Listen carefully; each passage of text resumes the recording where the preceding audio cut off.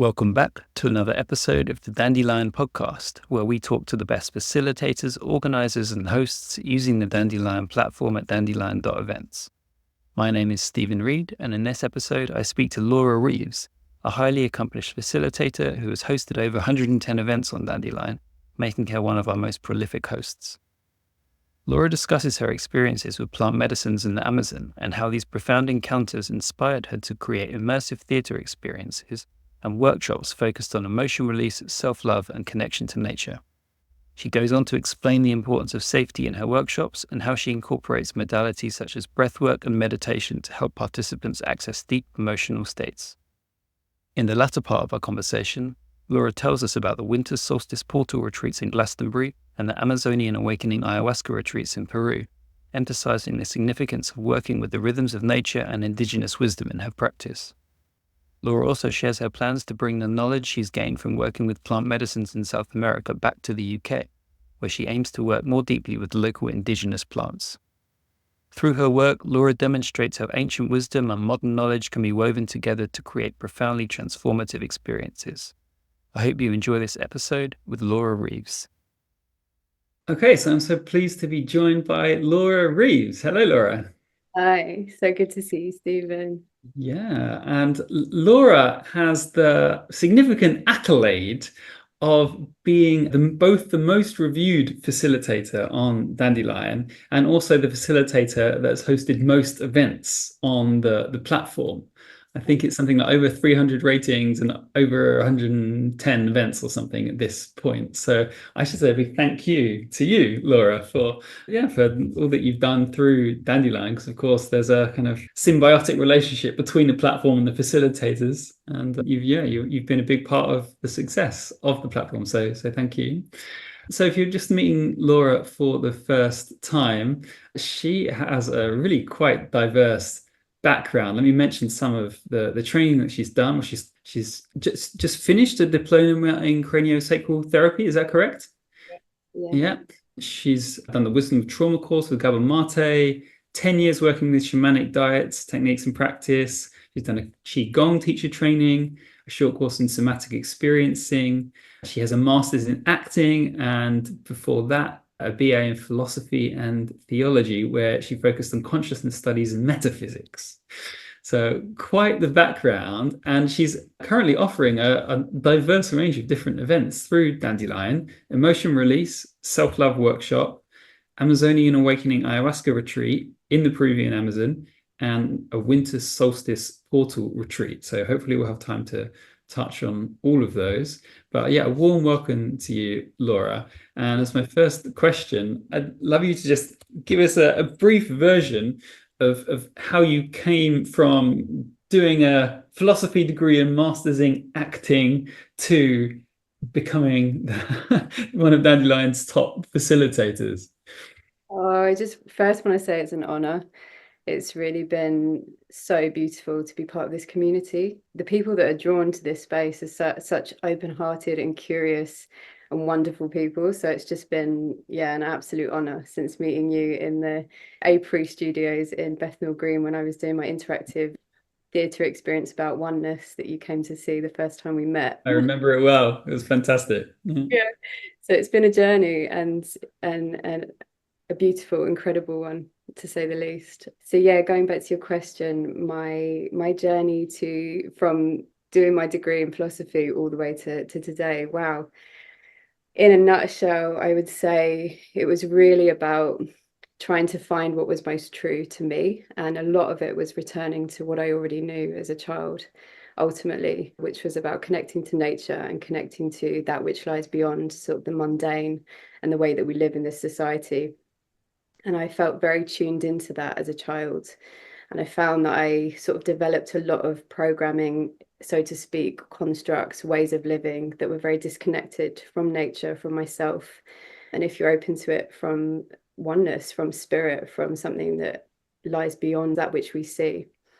And yeah, doing my degree in philosophy, I was very much led by my mum specifically, but my parents and society, really going to a sort of academic school, and that you're expected to do something academic So things like acting and things I really enjoyed, and just gazing into the stars and questioning reality were just out of the question.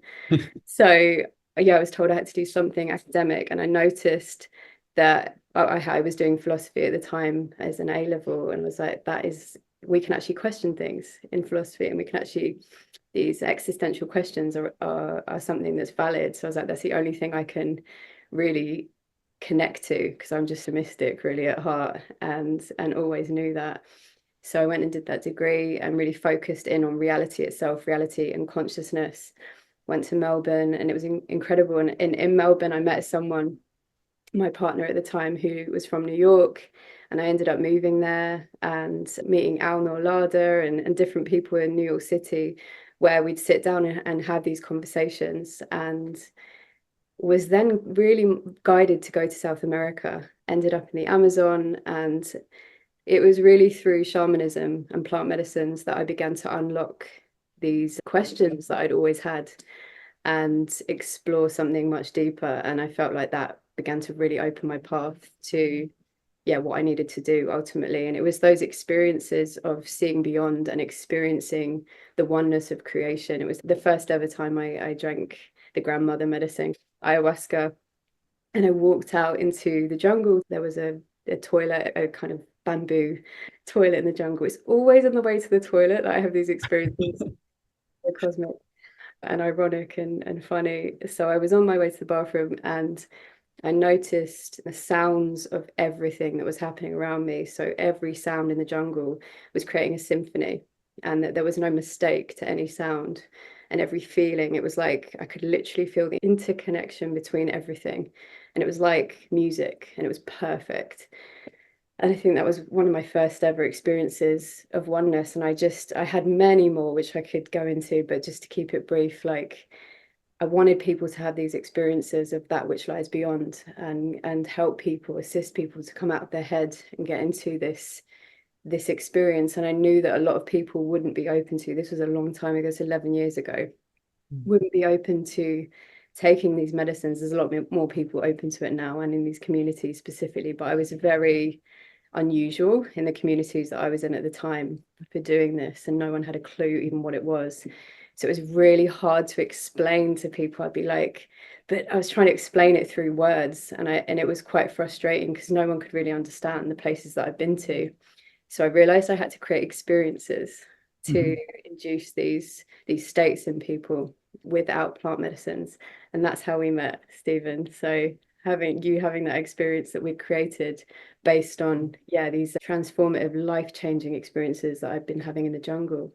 Did you want to say a bit more about the project, the context in which we met? Infinite experience. Yeah. So yeah, goodness.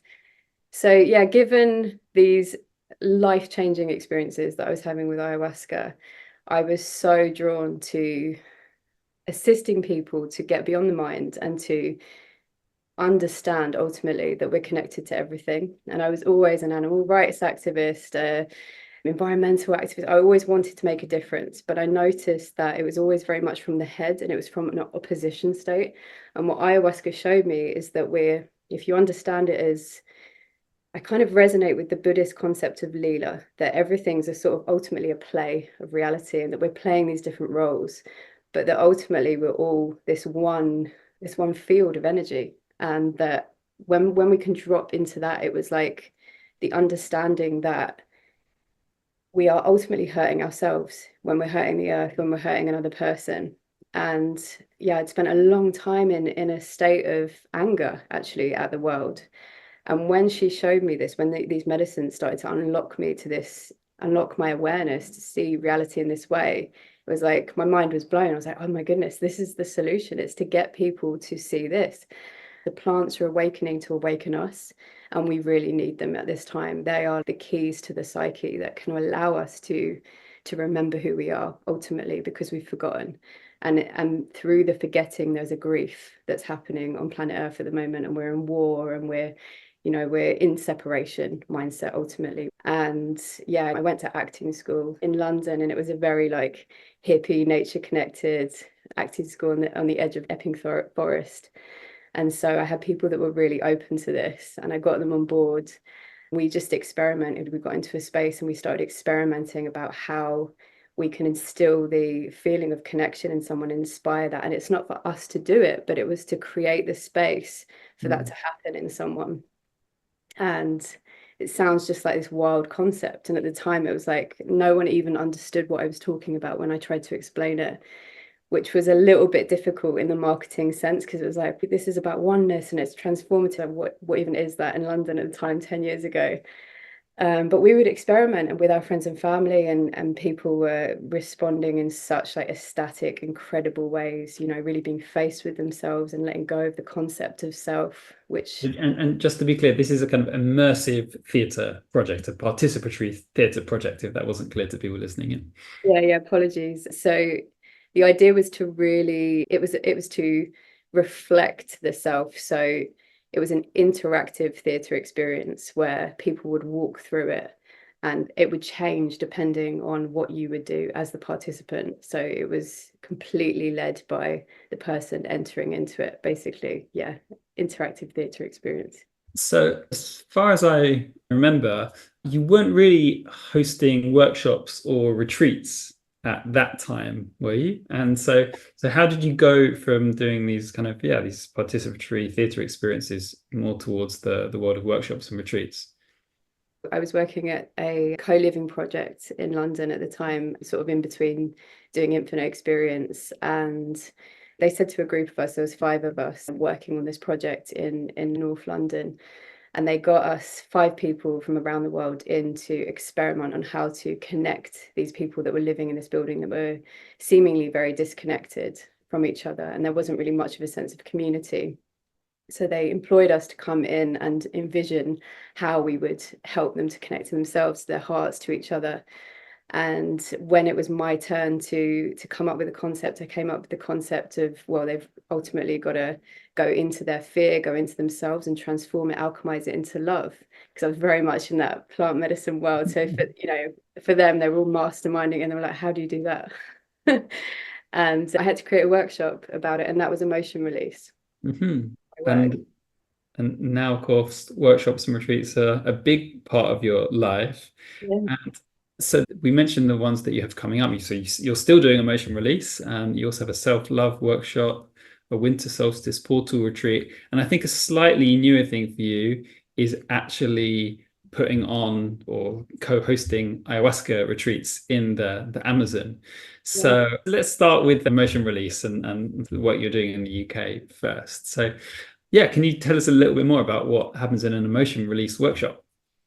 Sure. So yeah, for me, it was really born out of wanting people to have those experiences that I was having in the jungle and with the medicines. So I started studying with people like Peter Levine and Gabor Mate, and their teachings really resonated with the work I'd done with the medicine.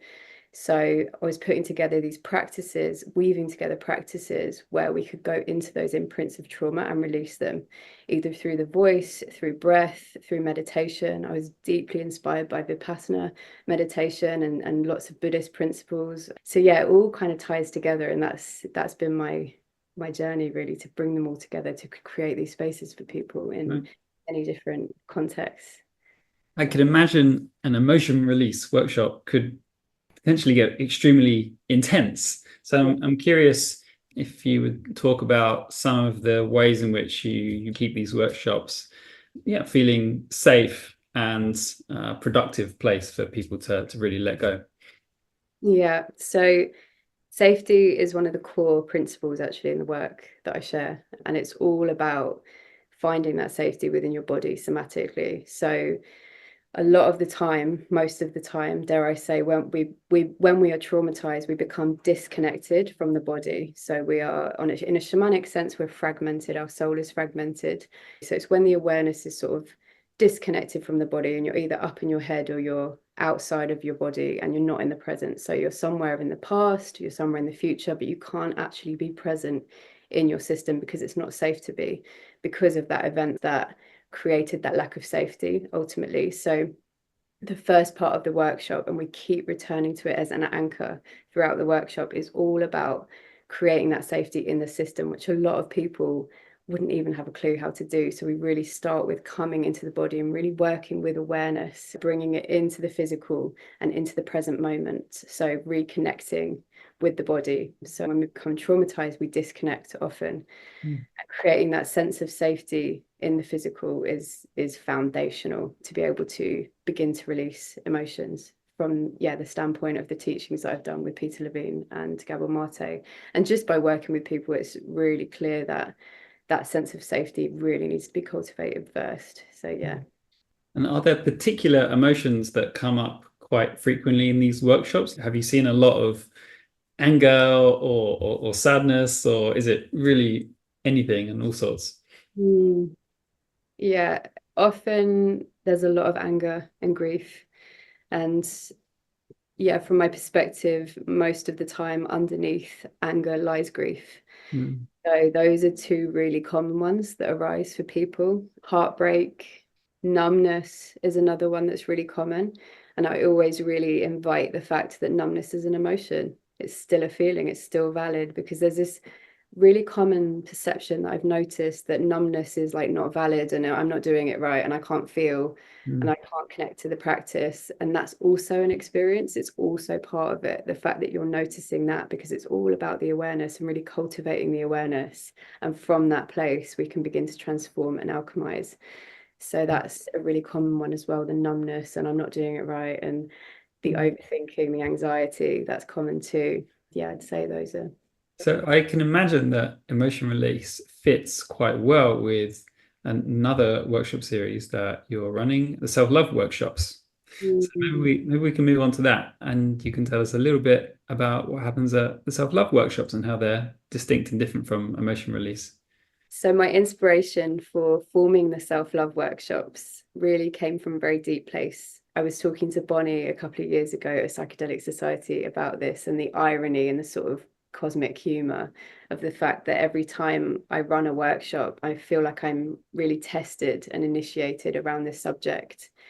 I went through a very difficult childhood at different times and developed an imprint of not accepting myself. Yeah, just I didn't have a very high self-worth, and it really impacted me in life. I didn't feel good enough if I hadn't on a Monday morning gotten through a massive to-do list. And it was a really deep programming actually, which I think came from childhood, came from school, and then very much living in New York City, where it was like grind till you die kind of mindset. And I realized I would do that until I was burned out. And only when I was burned out would I feel like I'd accomplished something. It was a very kind of toxic mindset that I'd adopted, and I'm still working through to this day. But yeah, so the self-love, I mean, I could talk about it forever, to be honest, but it's so, so deeply important for us to come into right relation with ourselves, with the planet, and collectively as humanity. It feels deeply important for us to experience unconditional love in our body. So the self-love workshop is really about accessing that and going into the core wounds about when that was fragmented, when those experiences happened in childhood or even recently, or when we were teenagers. For me, it was a lot in my teenage years when we were made to feel that we weren't good enough. And it's about deprogramming that in the psyche and really coming into the somatic sense of unconditional love, ultimately. So some of the modalities you mentioned in the context of the self-love workshop are breathwork, meditation, and NLP. So do you want to say a little bit more about how you weave those into these workshops?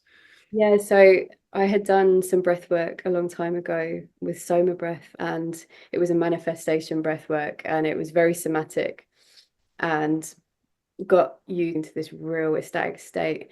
But by going into those areas that are perhaps imprints of trauma and stuck emotions, fear-based emotions in the system, and really accessing the state of somatic felt heart openness, which was, yeah, for me, transformative. So I shared it at one of my first emotion releases. Gosh, it must be 7, 8 years ago now, when we did them in Homerton at Psychedelic Society Space. Mhm. And people were just having these incredible releases and ecstatic experiences. So I really wanted to bring that into the self-love workshop as well. So it's a journey, it's a guided journey with all of these different practices. And the practices I bring in each time really relate to how the group is, what's happening within me at that time, the time of the season as well. So I work with elemental qigong and working with the season. So in the winter, it'll be a lot more slow, nurturing, going within, working with the bones and the heaviness of the body. And in spring, it's working with wood. So really relating it to where we are in nature and wanting to connect to that in the body as well. So the sessions are always really different. So we've spoken about the emotion release workshops and the self-love workshops. I know you're also now offering these winter solstice portal retreats in Glastonbury, aka Avalon, where I imagine you're probably weaving some similar techniques into these retreats, and it sounds like a lot more besides. So yeah, give us a rundown of these solstice portal retreats, if you will. So we run the retreats often on the cross quarter days.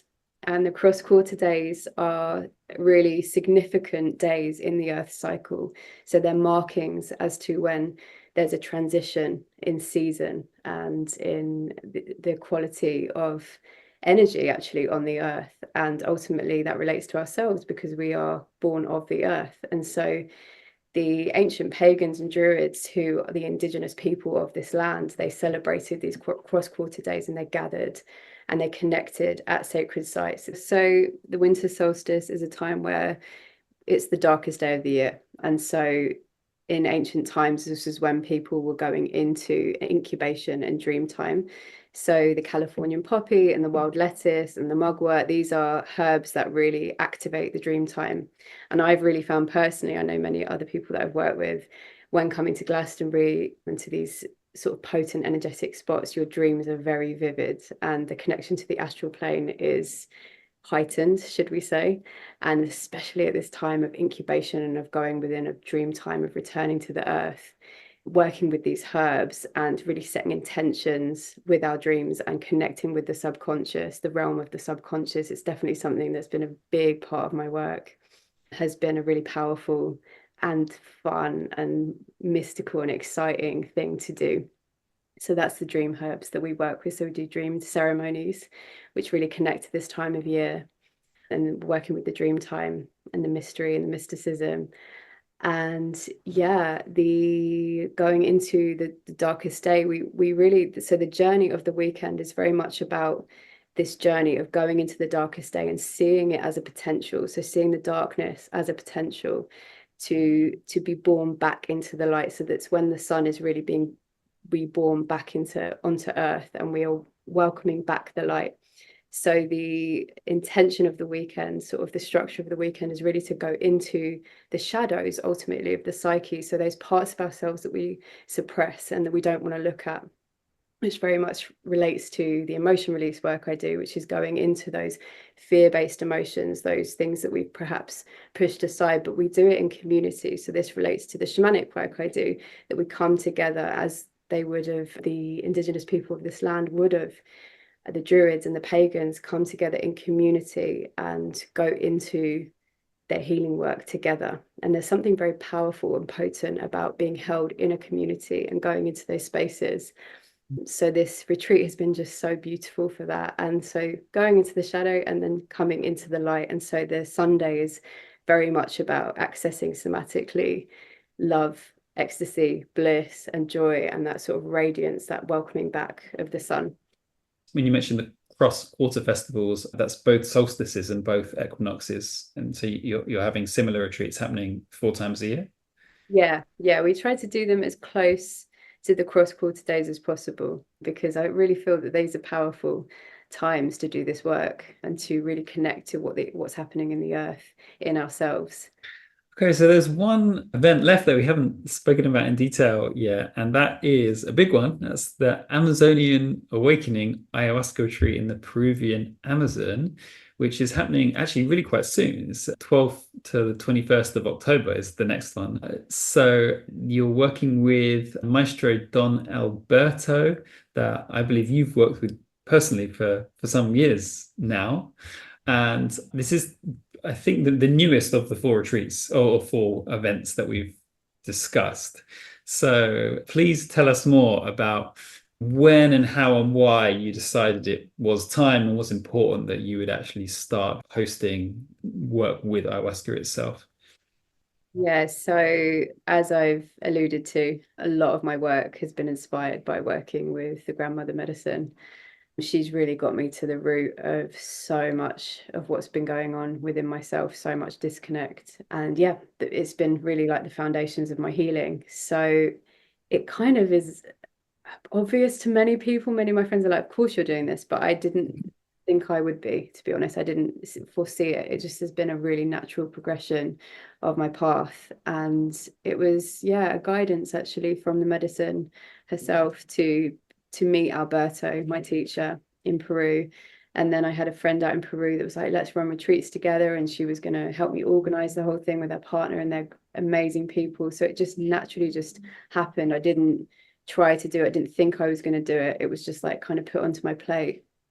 And I thought, okay, I'll try it. We work with a plant called Moncura. It's known as a plant of fire, and it's about opening the energetic channels in the body and re-regulating the nervous system. And it's phenomenally powerful. And you have it every morning. Alberto will prepare any plant that you're having in the morning, and you go and you drink it with him, and then you go and rest after that. And yeah, it's incredible. So it's a decision whether the people on the retreat want to do the Moncura, but most people want to do it to reap all the benefits from being in the jungle. And yeah, it can cause purging, vomiting, but that is shamanically releasing any of the toxins, the physical, the emotional, the mental debris that you have that you don't want in your system. Nice. And there's a couple of other medicines you mentioned here, tobacco and cacao. So how do those two come in? Yeah, so tobacco is taken in a concentrated drink, and it's part of the retreat, and we offer it at the beginning of the retreat. We do a tobacco ceremony, and the tobacco it's a male spirit, and it's very grounding and it's very cleansing. So it's taken as a purgative. So it's a small concentrated drink of tobacco. You drink it and you purge, basically you vomit for about an hour, 45 minutes or so. And that's to clean and cleanse the system so that the ayahuasca can go deeper into the body, into the psyche. And what did we mention? Cacao was the last one. Yeah. Well, I can't not do a retreat without cacao, especially in the So jungle. at what point in the week does that come in then? Yeah, so halfway through the week, it's just incredibly beautiful at Alberto's. There's cascading waterfalls and mountain ranges and lush jungle. It's the best part of the jungle I've been to by far. It's absolutely beautiful. So yeah, I just feel like we need to take everyone on a walk, and they've been on quite a strenuous diet, so everyone's quite tired midweek. So we do a beautiful self-love cacao ceremony, get them really energized and heart-centered, and we go on this jungle walk to the waterfall. So we jump in the waterfall and everyone's had cacao, and it's beautiful. Beautiful. So another thing you mentioned in the copy about this Amazonian Awakening retreat is one-on-one integration sessions during and after the retreat. And I'm wondering if you could just speak about integration a bit more broadly. In the past, at least, there's been plenty of ayahuasca retreats that haven't paid that much attention to proper integration. And people might have these really big experiences, and then they go home and they're left wondering, like, well, what was that about? Or how to actually translate that back into my everyday life? So, yeah, what are you doing to help people really get the most out of these retreats in their daily lives? Great question. Yeah, so it's really important to me, the integration. I have really focused on this in the retreats and to stay in touch as a community. So we offer throughout the retreat integration sessions with myself, with my co-facilitator, Martina, who lives out in Peru, and she's been working with these medicines for about 15 years as well, and very strenuously, full time. And Alberto, who's been working with his medicines since he was a child, and who's in his mid 60s. So the three of us are constantly there throughout the week, checking in with people. We have sharing circles, so to really get people to connect into how they are in the present moment, to ask them how the ceremony was, if they want to share anything. I also really encourage people to hold, any visions or experiences in if that feels right as well. It's not, that you have to share everything that you've experienced, but we're really there to help people ground and to process what's come up through the medicine. And I think with all of our different experiences, there's a lot of perspective there where we can sort of really hold, I've really noticed, hold some really strong experiences for people. And then we stay in touch with the group. So we have two integration calls. We have a group integration call and a one-on-one integration call to really hear how people are integrating what's come through and their experiences, not only with the medicine, but being in the jungle for that long, 8 days. It's quite an experience actually, to be out disconnected from electricity, from their phones. Yeah, it's a complete shift in reality being out there. So yeah, it's a big focus for me to touch base with people and assist them to integrate into their lives what's come through with the medicine, and also the experience of being that deeply in nature, which is just such a rare experience for people in general. So I'm struck by a sense in which you have a bit of a parallel life going on. This amazing life in Glastonbury, running these retreats there, and these other workshops that you continue to offer in the UK.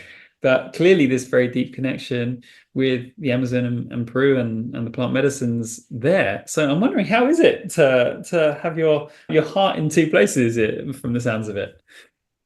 To be honest, it's incredible and challenging all in one. I really kind of embrace this paradoxical mindset, and also the spectrum of emotions that can come up through living between two places, and it can result at times in feeling disconnected from community here or feeling disconnected from the plants there, but really just staying present with where I am in this moment. And it's making me a lot more grateful actually for being here and having all the comforts of being here, and not having to be on diet when I'm here, and being able to eat things. And then when I'm there, being so grateful for that as well, and realizing how incredible that work is too. So it does really complement each other, and it also really enables me to go deeper within my work, because it's very, very deep work working with those plants, and in this way that Alberto works, this very traditional sort of ancient way, being in isolation, the way that I've been working. So the retreats aren't in isolation, but I've been working in isolation. It brings up so much. So just going to an ayahuasca ceremony as I did back in the day, so to speak, is a very different thing to doing multiple diets out in the jungle and being in isolation. It's on another level. But no immediate plans to move to Peru then. No. Well, I'm sure everyone in the UK is going to be delighted to hear that you're going to be sticking around for the foreseeable future and continuing to offer your work there. That's good news for them. Well, I think we're probably coming towards the end of our time together, Laura. So I'm curious if there's any other topics or events that you'd like to mention before we wrap up. Yeah, great. It's been so nice to talk to you. Yeah, I perhaps feel to share that I've been really inspired by going out to Peru to begin to work deeper with the indigenous plants from the UK, and specifically from around Avalon, Glastonbury, and the southwest. I've learned so much about how to prepare them and how to diet with them. And I guess our indigenous traditions have been very much severed in this country and this culture, and theirs are still alive in South America. And there was a real sort of coming home last time I was out there, because I've sort of been living between the two places, where I had a realization that I need to bring this wisdom that I've developed, the discipline of doing the diets, the understanding of how you hold space energetically, shamanically, back to working here on this land. So I'm going to begin offering diets with these plants from this land, and working more with how I can do that and how I can assist people in the ways that I've been learning from those cultures, and really in that sacred sacrifice that I've been in for the last couple of years out there.